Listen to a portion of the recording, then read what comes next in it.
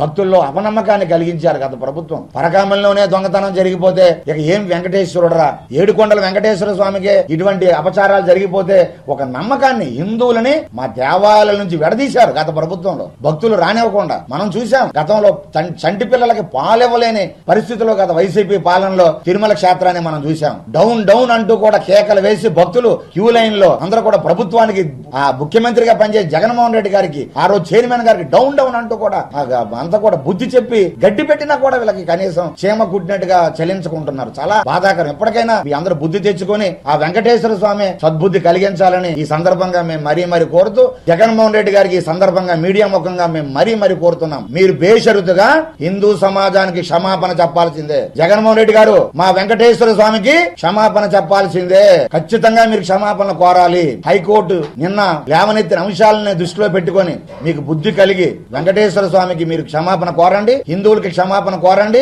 దున్నపోత మీద వర్షం పడినట్లే జగన్మోహన్ రెడ్డి గారికి ఏం చెప్పినా కూడా, వైసీపీ నాయకులకు ఏం చెప్పినా ఆ దున్నపోత మీద బోరున వర్షం పడినా దానికి ఎలాగైతే క్షేమ కుట్టినట్టుగా చెల్లించవో అలాగ తయారైనారు. కాబట్టి ఇది చాలా చారిత్రాత్మక తప్పిదం మా హిందుత్వం పైన, మా వెంకటేశ్వర స్వామి పైన. దయచేసి జగన్మోహన్ రెడ్డి గారు మీ విషం కక్కడం ఆపండి.